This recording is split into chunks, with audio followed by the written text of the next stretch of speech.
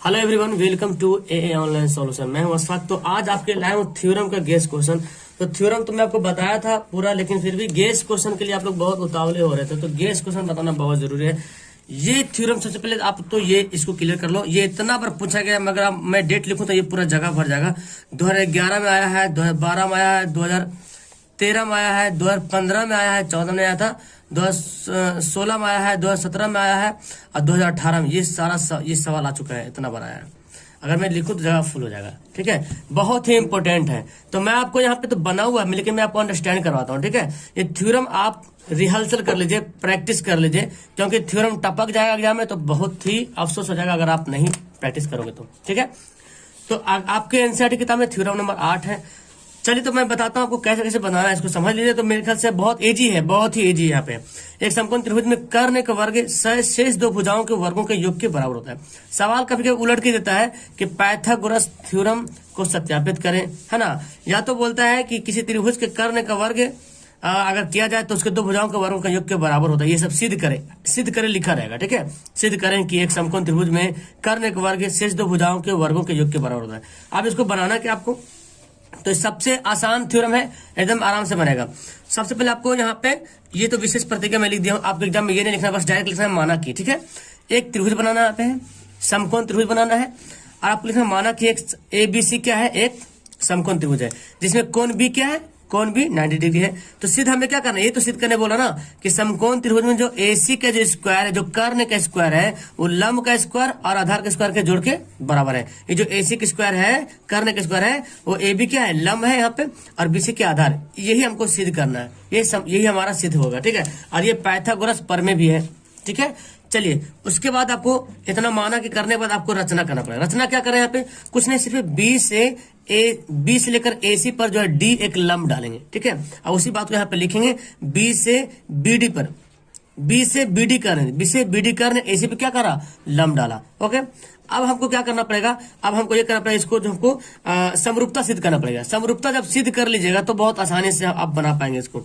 चलिए तो प्रमाण करते हैं क्या, देखिए ADB और ABC। देखिए ADB, यहाँ पे आपको एक बड़ा त्रिभुज दिख रहा है ADB, सॉरी ABC दिख रहा है, बड़ा त्रिभुज ABC, और छोटा त्रिभुज दो दिख रहा है ADB और BDC, है ना। ADB और BDC, ये एक त्रिभुज, ये एक त्रिभुज, ये एक बड़ा वाला त्रिभुज। हमको पहले छोटा वाला त्रिभुज जो ADB है उस बड़ा वाला त्रिभुज के साथ कंपेयर करना है। तो हम लिखते हैं त्रिभुज ADB और त्रिभुज ABC में। ठीक है, अब यहाँ पे देखें, यहाँ पे ABC, अच्छा पहले अगर हम ADB लिखे हैं तो ADB में देखिए, ये जब लंब डाले यहाँ से B से BD लंब AC पर जब डाला गया तो यहाँ पे क्या बना, 90 डिग्री का कोण, क्योंकि लंब तो 90 डिग्री कोण बनाता ही है, तो इधर जब 90 तो इधर भी 90 डिग्री बन जाएगा। ओके, तो यहाँ पे ADB ये क्या है, 90 डिग्री है, और बड़ा वाला त्रिभुज में ABC ये B क्या है, 90 डिग्री है। यहाँ पे मैंने इसको लिख दिया है कि त्रिभुज ADB और AB, देखो कोण D इधर वाला रहा, बीच वाला कोण होता है, ठीक, कोण B 90 डिग्री। ये हमारा त्रिभुज एंगल बराबर हो गया। अब एक और एंगल बराबर करना है, समरूपता सिद्ध करने के लिए कम से कम 2 एंगल आप बराबर कीजिएगा। ठीक है, अब देखिए यहाँ पे BAD लिखा है, क्या लिखा है, BAD, देखिए BAD, जब छोटा त्रिभुज में पढ़ते हैं BAD तो A आ रहा है, BAD यानी कि कोण A आ रहा, और बड़ा वाला जो त्रिभुज है तो BAC, तो छोटा वाला त्रिभुज में भी A मिल रहा, अब बड़ा वाला त्रिभुज में भी A मिल रहा, BAC में है, और BAD भी आ रहा। यानी कि ये जो कोण है ना, ये जो A वाला है, ये छोटा त्रिभुज के लिए भी है और बड़ा त्रिभुज के लिए भी है। यानी कि ये कोण क्या है, उभयनिष्ठ है, क्या है, कॉमन उभयनिष्ठ। शेष क्या बन गया, ABD,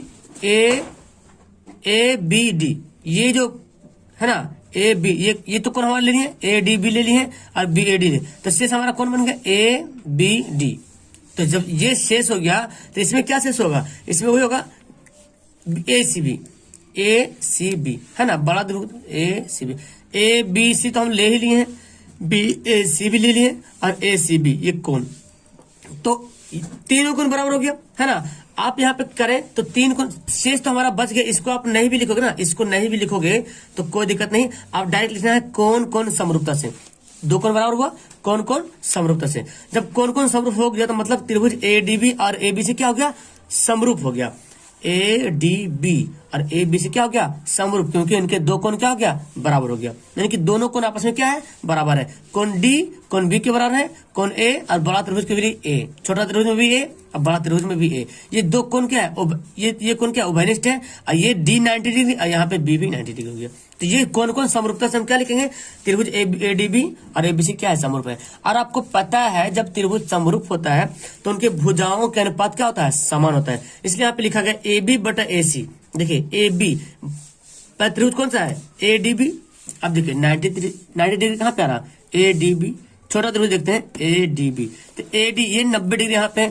इसके सामने कर्ण कौन है, ए, देखिए इसके सामने कौन है, ए बी क्या है, कर्ण है, तो लिखा ए बी, ठीक है। ए बी यहाँ पे लिखा गया ए बी। और ए सी क्यों लिखा गया, क्योंकि देखिए ए बी सी जो पढ़ते हैं तो बी 90 डिग्री और 90 के सामने क्या कर्ण है, कौन कर्ण है, ए सी। तो ए बी छोटा त्रिभुज में ए बी कर्ण है, अब बड़ा त्रिभुज में ए सी कर्ण है, तो ए बी बटा ए सी कर लेंगे। उसके बाद फिर देखें ए डी बटा बी सी। देखिए ए डी ये क्या है, ए डी यहाँ जो आधार जो देखें ए डी, इसका आधार क्या है, बी सी है, ठीक है। इसका लंब है बी डी क्या है, लंब है, ठीक है, बी डी लंब है। तो हम क्या करेंगे, अच्छा हमको बी डी से मतलब नहीं है। देखो यहाँ पे चाहते तो बोले सर छोटा त्रिभुज में बी डी आ रहा, बड़ा त्रिभुज के लिए भी तो आएगा लंब ए बी, लेकिन जब हम सिद्ध करेंगे तो देखिए यहाँ पे बी डी का कहीं जिक्र वगैरह नहीं किया गया है, ठीक है। तो हमको वही वैल्यू पुट करना है, यहाँ पे वही वैल्यू लेना है। तो एक तो हमारा ए बी बटा छोटा त्रिभुज में ए बी हो गया, अब बड़ा त्रिभुज में क्या हो गया, ए सी हो गया। फिर क्या लेंगे, ए डी लेंगे, आधार क्या है, ए डी है, क्योंकि हमको इससे मतलब नहीं, हमको ये तीनों भुजा से मतलब है, इससे मतलब नहीं, हमको सिद्ध करने के लिए ये तीनों चाहिए। और ये मैं डाला क्योंकि ये 90 डिग्री हो जाए। तो ए डी इधर है, इधर क्या है, बी सी। छोटा त्रिभुज में कर्ण आधार कौन है, ए डी है, और आधार इसमें बड़ा हुआ है ए बी सी में बी सी है। तो देखिए क्या लिखा मैं, ए बी ए सी, और ए डी यहाँ पे क्या लिया, ए डी, और इसका क्या लिया, ए बी। ये भुजा जो है ये इसके ए बी के बराबर कर लिया, ये भुजा इसके बराबर कर लिया। चलिए अब यहाँ पे जब कर ले तो हम ए बी क्या किए, क्रॉस गुना कर दिए, ए बी क्रॉस गुना कर दिए। तो ए सी इंटू ए डी यहाँ पे क्रॉस गुना करने का होगा, ए सी इंटू ए सी। तो देखो ये त्रिभुज ना, इसके लिए ये मैंने लिया, ठीक है, और इसके लिए हम ये लेंगे, ठीक है। क्योंकि हमको क्या सिद्ध करना है, हमको बड़ा त्रिभुज हमको लाना है, तो हमको बीसी नहीं लेना है फिलहाल, ठीक है, हमको ए बी लेना है। बीसी कब लेंगे, जब बी डी सी करेंगे तब उसमें बीसी आएगा, ओके। अब देखिए यहाँ पे, अब इसी प्रकार जिस तरह से ए डी बी और ए बी सी समरूप हुआ है, उसी प्रकार बी डी सी और ए बी सी भी समरूप होगा, क्योंकि ये भी 90 डिग्री, इधर 90 डिग्री, ओके। तो जिस तरह से ए डी बी और ए बी सी समरूप हो, उसी तरह से बी डी सी और ए बी सी क्या होगा, समरूप होगा। तो हम क्या लिखें, यहाँ पे भी देखो हमको लिखना नहीं, सिर्फ डायरेक्ट लिख देंगे इसी प्रकार बी डी सी और ए बी सी क्या है, समरूप है। क्योंकि हमको जाना कि सारे कुछ यही आने वाला है। इसमें भी 90 डिग्री यहाँ पे बनेगा डी, इसमें भी 90 डिग्री बनेगा। इसमें भी क्या होगा, जब बी डी सी करेगा तो सी पढ़ रहे हैं, और ए बी सी में भी सी आ रहा, तो दोनों सेम बात होगा, तो समरूप हो गया। अब समरूप हो गया तो हम क्या लिखेंगे, हम इसमें क्या लिखेंगे, देखिए बी सी बटा ए सी। इस छोटा त्रिभुज के कर्ण कौन है, बीसी है, अब बड़ा त्रिभुज का कर्ण कौन है, एसी है, तो बीसी बटा एसी कर लेंगे। उसके बाद यहाँ पे देखेंगे ये कौन है, ये हमारा इस कोण के लगा हुआ कौन है, डीसी है। अब बड़ा त्रिभुज में जो इस कोण के लगा है जो ये बीसी है, तो डीसी बटा बीसी कर लेंगे। देखिए डीसी बटा बीसी, अब क्रॉस गुना करेंगे, बीसी बीसी बीसी स्क्वायर और डीसी को करेंगे तो डीसी।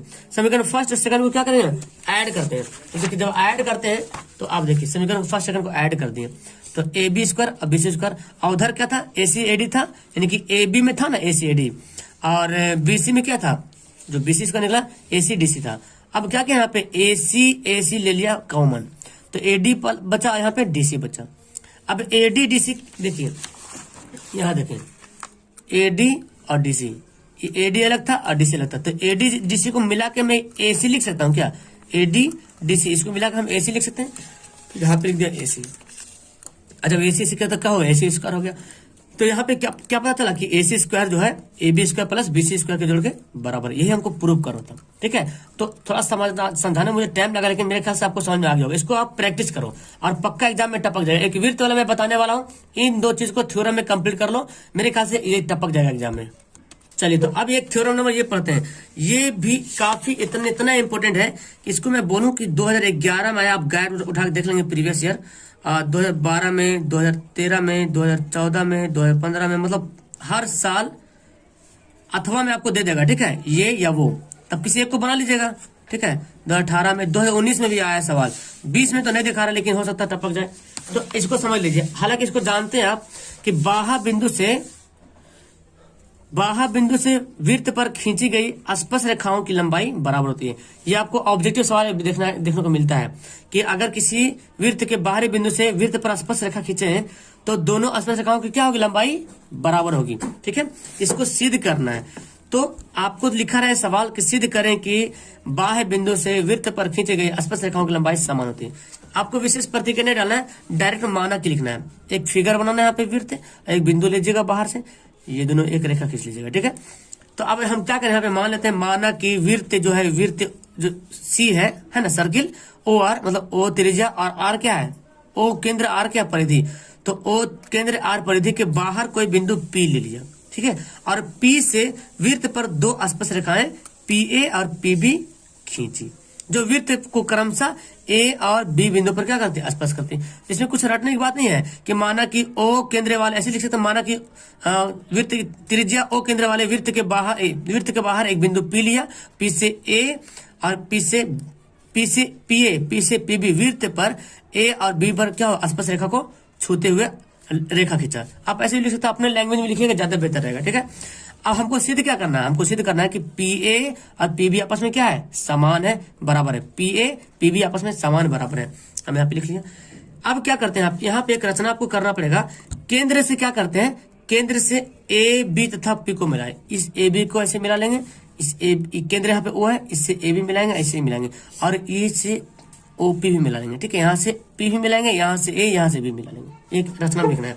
अब परमाणु में देखिए क्या करना पड़ेगा, ध्यान से देखेंगे। यहाँ पे पी ए स्पर्श रेखा है, ओ ए स्पर्श बिंदु की त्रिज्या। देखिए पहले हम इधर वाला लेते हैं, ठीक है, क्योंकि जब इधर वाला करेंगे तो इधर वाला भी हमारा सेम हो जाएगा। पी ए क्या है, आपको पता है, पी ए क्या स्पर्श रेखा है, पी ए स्पर्श रेखा है, और ओ ए क्या है, त्रिज्या है ना, ओ ए क्या है, त्रिज्या है, ठीक है। स्पर्श बिंदु की त्रिज्या बोल सकते हैं। ये जहां पे स्पर्श होता है, आपको ये भी पता होगा कि स्पर्श रेखा किसी वृत्त के एक ही बिंदु पर स्पर्श करती है ना, किसी वृत्त के वो भी त्रिज्या की जो लंब होती है ना, वहीं पे स्पर्श करती है, एक ही बिंदु पर स्पर्श करेगी। स्पर्श रेखा जब भी करेगी वृत्त को सिर्फ एक बिंदु पे, ऑब्जेक्टिव क्वेश्चन बन जाता है। तो यहाँ से ये एपी क्या है, स्पर्श रेखा है, और ओ ए क्या है, ओ ए क्या है, स्पर्श बिंदु की त्रिज्या है। तो अब पता चला, आप थ्योरम ये जानते हैं कि स्पर्श रेखा, समझिए बात को, स्पर्श रेखा वृत्त की ओए त्रिज्या पे लंब होती है, क्या होती है, लंब होती है। जब भी स्पर्श रेखा खींचेंगे तो केंद्र से जो त्रिज्याएं बनेगी उस पर कितना डिग्री बनेगी, कौन, 90 डिग्री का कोण बनेगा। तो हम क्या लिखें, ओ ए पी, देखिए यहाँ पे ओ ए पी, यानी कि ये या तो पी ए ओ भी बोल सकता है, ओ ए पी बोल सकते हैं। यहाँ पे क्या हुआ, 90 डिग्री कोण हो गया। इसी प्रकार अब हम जब देखें, इसी प्रकार यहाँ इधर भी है, तो हम लिखेंगे इसी प्रकार क्या लिखेंगे, पी बी भी स्पर्श रेखा है और ओ बी स्पर्श बिंदु की त्रिज्या है। पी बी क्या है, स्पर्श रेखा है, और ओ बी स्पर्श बिंदु की त्रिज्या है। तो यहाँ पे भी ओ बी पी, यहाँ पे भी क्या हो जाएगा, 90 डिग्री हो जाएगा, ठीक है, क्लियर है। अब देखते क्या, अब देखो ओ ए पी और ओ बी पी में, ओ ए पी और ओ बी, ये दोनों त्रिभुज देखते हैं। हमको क्या करना है, नहीं, ये दोनों स्पर्श रेखा की लंबाई समान करना है, ठीक है, समान करना है। तो O B, O A P, O B P में देखते हैं इसको। हमको यहाँ पे सर्वांगसम यहाँ पे साबित करना है। सर्वांगसम देखो बराबर कब होगा, बराबर कब होगा, जब सर्वांगसम रहेगा। मैं आपको बताया था बहुत बार कि सर्वांगसम कब बोलेंगे। सर्वांगसम जैसे कि ये दोनों को, अगर दोनों रेखा अगर बराबर है तो सर्वांगसम कब बोलेंगे, जब जितना डिग्री का कोण यहाँ पे बन रहा है ये, उतना डिग्री ये सेम टू सेम, जितना पे ये झुका हुआ है उतने पे ये झुका, तभी तो बराबर होगा, ठीक है। आपको मैं बताया था सर्वांगसम का मतलब जैसे दो त्रिभुज है, ठीक है, और अगर इस त्रिभुज को उठा के यहाँ पे रख दे तो ये झप जाएगा पूरे, इसको बोलते हैं सर्वांगसम। तो हमको सर्वांगसम यहाँ पे सिद्ध करेंगे तभी तो बराबर सिद्ध हो पाएगा, तभी तो बराबर होगा। तो हम क्या करेंगे, देखिए ओ ए पी और ओ बी पी में, देखिए आप जब पढ़ते हैं ओ ए पी और O B P, O A P और O B P, O A P में भी ओ कितना डिग्री है, 90 डिग्री कोण है, और ओ बी पी में ये बी कितना डिग्री है, 90 डिग्री है। एक चीज हमारा कोण मिल गया, ठीक है। ओ ए ओ बी, देखिए ओ ए और ओ बी, ओ ए क्या है, त्रिज्या है, और ओ बी क्या है, त्रिज्या है। तो ओ ए भी त्रिज्या, ओ बी भी त्रिज्या है, तो दोनों त्रिज्या तो बराबर होती है। आपको पता है वृत्त पर खींची गई, केंद्र से वृत्त पर खींची गई, वृत्त के परिधि पे खींची गई जो रेखा होती है, केंद्र से वृत्त के परिधि पे जो रेखाएं खींचती है वो सब त्रिज्या कहती है। सभी त्रिज्या क्या होती है, बराबर होते हैं। तो ओ ए ओ बी त्रिज्या है, बराबर हो गया।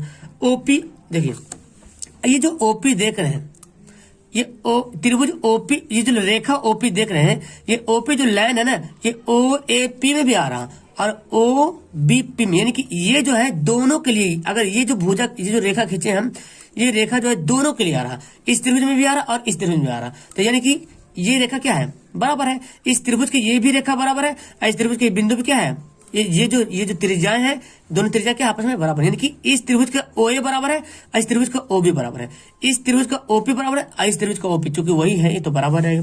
अब जब बराबर हो गया तो क्या होगा, कोण साइड एंगल साइड, देखिए अभी लिखते थे RHS, क्या लिखेंगे RHS, क्यों लिखे RHS, क्योंकि यहाँ बना यहाँ पे 90 डिग्री, जब भी 90 डिग्री बनता है तो मुझे लिखता है राइट हैंड साइड, ठीक है, RHS से। तो दोनों त्रिभुज क्या हो गया, सर्वांगसम हो गया। देखिए इसको सर्वांगसम का निशान देते हैं, OAP और OBP आपस में क्या है, सर्वांगसम है, सर्वांगसम हो गया। जब सर्वांगसम हो गया तो अब पता चल गया जब सर्वांगसम है ही है तो इसका मतलब जब OA OB बराबर हो गया, ठीक है, OA OB बराबर हो गया और OP बराबर हो गया, जब ये बराबर हो गया तो फिर ये क्यों नहीं बराबर होगा, 100% होगा बराबर। जैसे कि अगर मैं बोलूं कि एक त्रिभुज मैं बनाता हूं, समकोण त्रिभुज बना दिया, ठीक है, मैं बोलूं कि ये 4 है ये 3 है, ठीक है, एक और मैं बना दूं, इसको भी बोलूं 4 है ये 3 है, तो बोलेंगे सर जब ये 4 ये 4 ये 3 ये 3 तो ये पक्का 5 होगा, तो होगा दोनों 5 होगा, तो इसी को बोलते हैं सर्वांगसम, इसी को बोलते हैं सर्वांगसम। तो हम यहाँ पे क्या कहना, OA हमारा क्या त्रिज्या था, इधर भी OA इधर भी OB बराबर, OP इधर दोनों के लिए आ रहा था, जब ये बराबर ये बराबर, एक कोण भी मिल रहा था 90 डिग्री का, है ना। तो RHS से जब देखा तो दोनों त्रिभुज क्या हो गया, सर्वांगसम हो गया, और जब सर्वांगसम हो गया तो AP और BP क्या हो जाएगा, बराबर हो जाएगा। जब ये बराबर तो ये भी बराबर।